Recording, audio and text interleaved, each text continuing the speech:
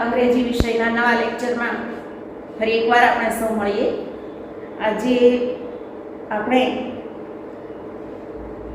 Unit 2 read 1 નો બીજો ભાગ જોવાના છીએ। પહેલા ભાગની અંદર આપણે એક એવી વ્યક્તિ વિશેના જે એમનો પરિચય કરાવતો ભાગ હતો એ આપણે જોયો હતો।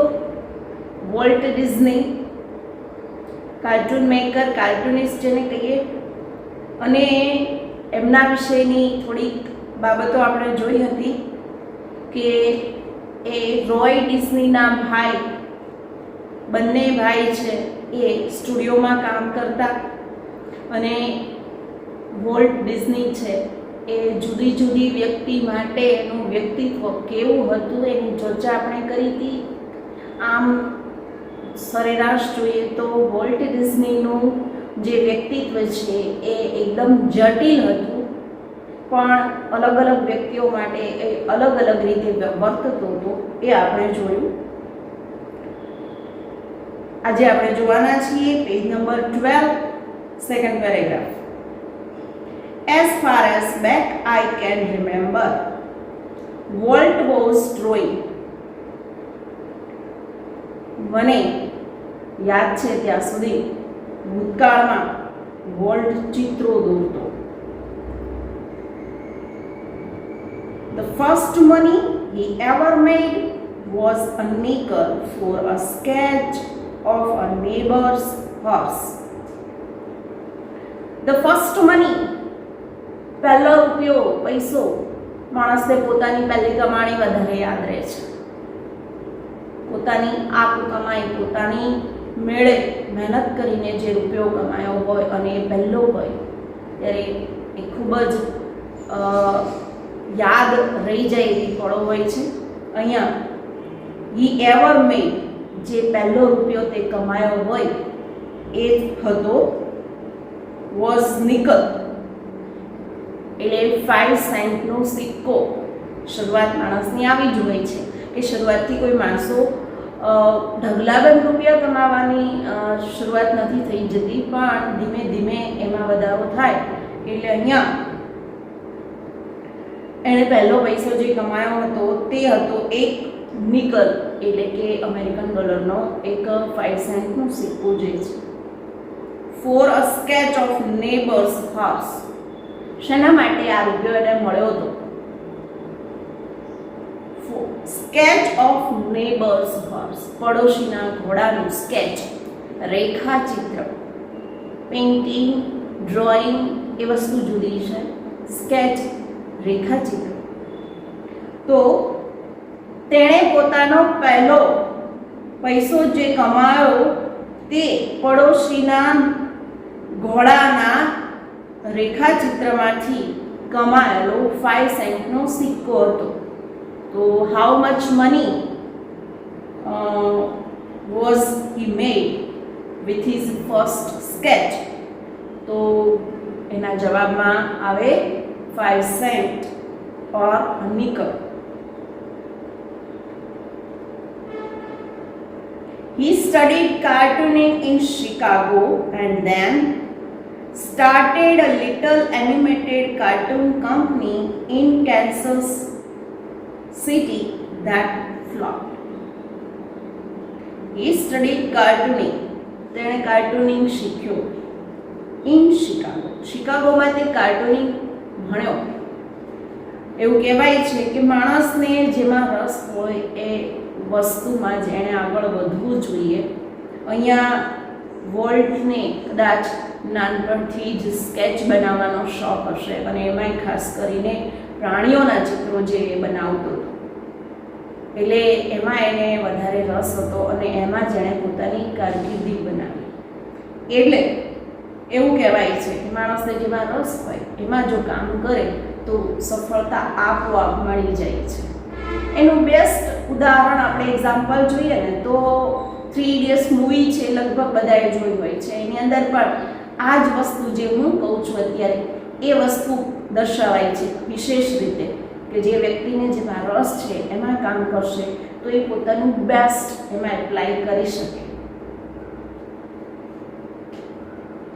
He studied cartooning in Chicago and then started a little animated cartoon company in Kansas City that flopped.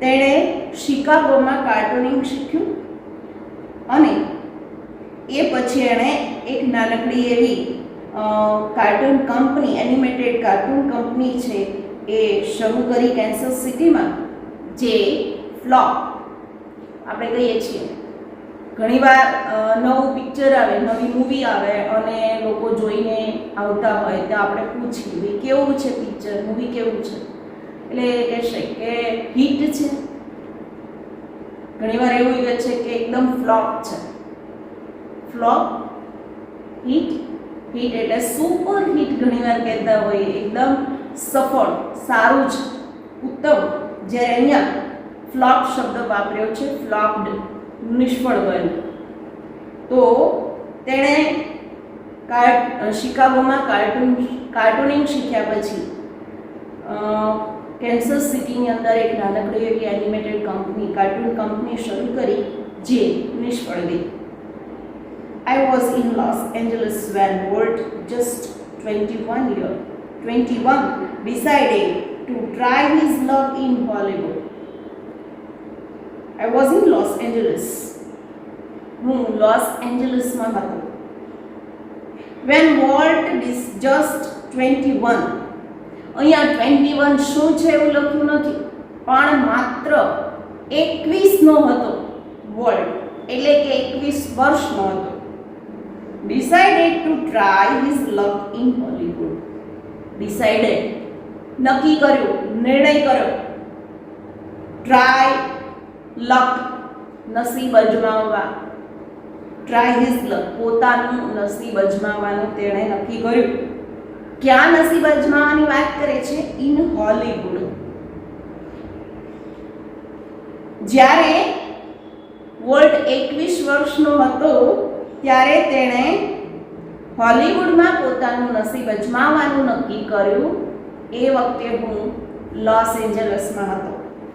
અહીંયા હું એટલે કોણ લોસ એન્જલસમાં હતું જ્યારે વોલ્ટે 21 વર્ષની વયે હોલીવુડમાં પોતાનું નસીબ અજમાવવાનો પ્રયત્ન નક્કી કર્યું. એ વોલ્ટનો ભાઈ એટલે કે રોય ડિસ્ની છે એ પોતાની વાત કરે છે. I met him at the station. હું તેને સ્ટેશન પર મળ્યો. He was carrying a cheap suitcase that contained all of his belongings. Was carrying a cheap suitcase.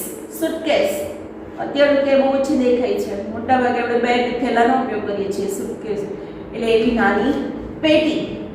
તો તેની પાસે બહુ જ સસ્તી એવી એટલે કે બહુ કિંમતી નહીં પણ હલકી એવી એક સુટકેસ ઉંચકેલી હતી. that contain જેની અંદર contain એટલે ની અંદર સમાવેશ થયો all of his belonging. એક નાનકડી એવી સુટકેસની અંદર એક સસ્તી એવી નાનકડી સુટકેસમાં એનું તમામ ઓલ બધું જ બિલોંગિંગ્સ એટલે એની જીવવા માટેની જીવન જરૂરિયાતની જે વસ્તુઓ હતી એટલે એની પાસે જે માલિકીનું હતું એમાં બધું આવી ગયું એક સુટકેસની અંદર. ઘણી વખત આપણને એવું થતું હોય કે આપણી પાસે ઘણું બધું છે તો નથી ઓછું એવો અનુભવ થતો હોય. આપણે ખેતીવાડીની અંદર અમુક માણસો જે છે એ બહાર કામ કરવા જતા હોય બીજે ગામ જતા હોય ત્યારે તમે જુઓ તો એમના જે સાધન સામગ્રી છે એટલે બિલોંગિંગ્સ એ બહુ ઓછા હોય અને ઓછી જરૂરિયાતોમાં એ પોતાના દિવસો ગુજારતા હોય છે કાઢી નાખતા હોય. એમ અહીંયા વોલ્ટ જે સુટકેસ લઈને આવ્યો હતો ને એની અંદર એની બધી જ વસ્તુઓ આવી ગયેલી. He borrowed $500 from an uncle and Walt started a cartoon series called Alice in Cartoonland. We borrow ઉછીનું લેવું લેન્ડ ઉછીનું આપવું. તો અમે એક અંકલ પાસેથી $500 ઉછીને લીધા અને વોલ્ટે એલિસ ઇન કાર્ટૂનલેન્ડ નામની એક કાર્ટૂન સિરીઝ શરૂ કરી. It was tough going.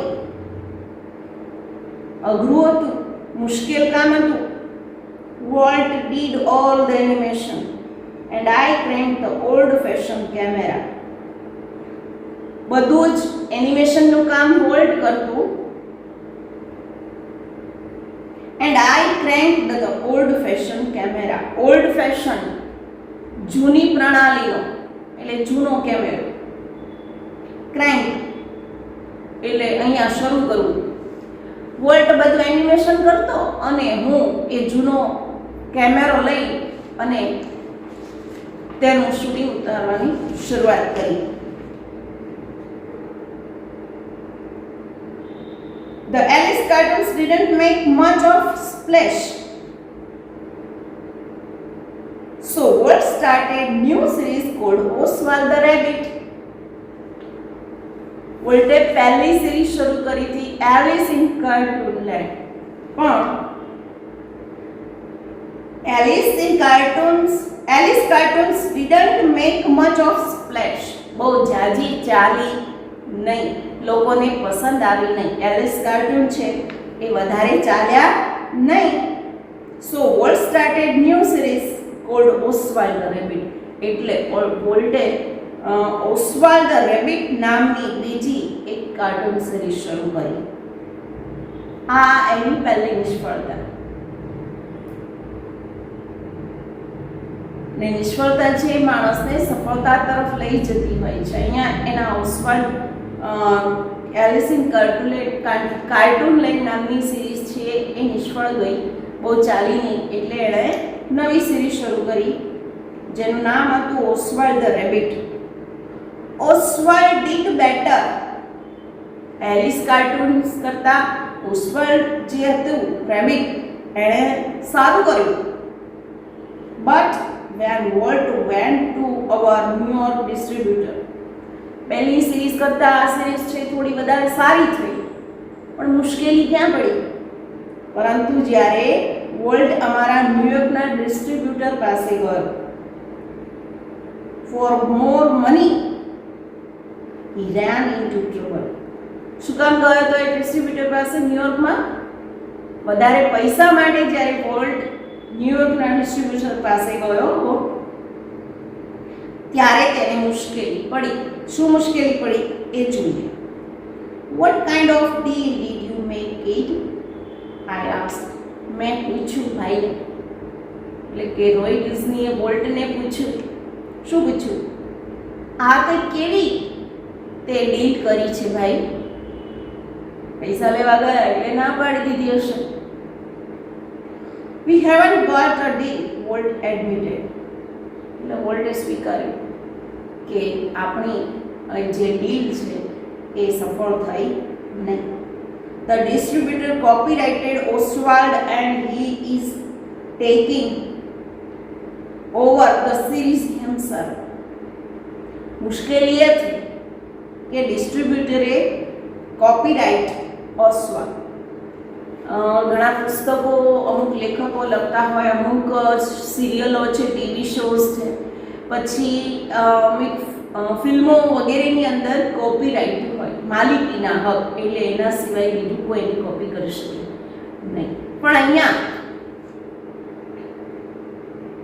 એ ડિસ્ટ્રીબ્યુટરે પોતે જ માલિકીના હક લઈ લીધા અને હવે તે પોતે જ એ સિરીઝ આગળ ચલાવવાનો હતો. Strangely, Walt did not seem downhearted. Downhearted એનું હૃદય છે આનાથી જરા પણ દુઃખી થયું નહીં. ડાઉનહાર્ટ, નિરાશ થયો નહીં. સ્ટ્રેન્જલી, નવાઈની વાત એ છે કે વોલ્ટ આનાથી જરા પણ નાસીપાસ, ના હિંમત, નિરાશ થયો નથી કે એણે પોતે કોઈ વસ્તુ બનાવી. હવે આપણે તો લડી પડીએ, ઝઘડી પડીએ કે મેં બનાવી છે, મારું નામ હોવું જોઈએ. વોલ્ટે એવું બિલકુલ નથી કર્યું. એ જરા પણ ના હિંમત નથી થયો. We are going to start a new series, he enthused ઉત્સાહભેર. ખૂબ જ ઉત્સાહપૂર્વક તેણે કહ્યું. આપણે નવી સિરીઝ શરૂ કરશું. હા, એ તો ખજાનો હતો, એની પાસે તો આઈડિયાઝ બહુ સારા હતા. કદાચ એ કોપીરાઇટ લઈ લે, પણ એનું બ્રેઇન છે, એની જે કલ્પના શક્તિ છે, એ તો કોઈ લઈ શકવાનું ન હતું. એટલે વોલ્ટે એવું કહ્યું કે આપણે નવી સિરીઝ શરૂ કરવાના છીએ. ઇટ્સ અબાઉટ અ માઉસ, અને તે એક ઉંદર વિશેની હશે. તે એક ઉંદર વિશેની છે. And this time we all own the mouse. We will own the mouse. અને આ વખતે એ ઉંદર આપણો પોતાનો રહેશે. The rest is a history. એ પછી જે કંઈ થયું એ હિસ્ટ્રી બની ગઈ, ઇતિહાસ બની ગયો. એ પછીથી બધા વોલ્ટને ઓળખે છે. એટલે કે the rest is a history. એ પછીની જે વાત એ ઇતિહાસ છે. Walt's mouse, Mickey, celebrated his 40th birthday in 1968, and a happy 40th it was. Walt's mouse, વોલ્ટનો ઉંદર, મિકી જેનું નામ આપણે બધા મિકી માઉસના કાર્ટૂન જોતા હોય છે. Celebrated his 40th birthday in 1968. વોલ્ટના ઉંદર મિકીએ 1968માં તેનો 40મો જન્મદિવસ ઉજવ્યો. And a happy at it was, અને તે હતો સૌથી સુખપ્રદ, હેપી, સુખપ્રદ, આનંદપ્રદ એવો એનો 40મો બર્થડે હતો. Quarter of billion people saw Disney movie in 1968. 1968માં ક્વાર્ટર ઓફ બિલિયન, બિલિયનનો ચોથો ભાગ, 25 કરોડ લોકોએ ડિઝની મૂવી 1968માં જોયું. 100 મિલિયન વોચ્ડ ડિઝની ટીવી શો, જેમાંથી લગભગ 10 કરોડ લોકોએ ડિઝનીનો ટીવી શો જોયો. Nearly a billion read a Disney book, અને લગભગ નિયરલી અ બિલિયન એટલે 25 કરોડ જેટલા લોકોએ ડિઝની બુક અને મેગેઝિન પણ વાંચ્યા. And almost 10 million visited Disneyland, અને લગભગ 1 કરોડ લોકોએ ડિઝનીલેન્ડની મુલાકાત પણ લીધી. એટલે આ સંખ્યા જોતા એવું લાગે છે કે ડિઝનીલેન્ડ જોવા જવાનું બહુ આર્થિક રીતે પરવડતું નહીં હોય લોકોને, એટલે બહુ ઓછા લોકો જોવા ગયા છે. And Mickey, as volt use to say, started it all. જેમ વોલ્ટ કહેતો હતો એમ મિકીએ આ બધી શરૂઆત કરી. તો વોલ્ટ પોતાના જીવનમાં એણે જે કાર્ટૂન સિરીઝ શરૂ કરી અને પોતાના કારકિર્દીની શરૂઆત કરી, ત્યાંથી લઈને એની સફળતા સુધીની વાત આજે આપણે કરી છે.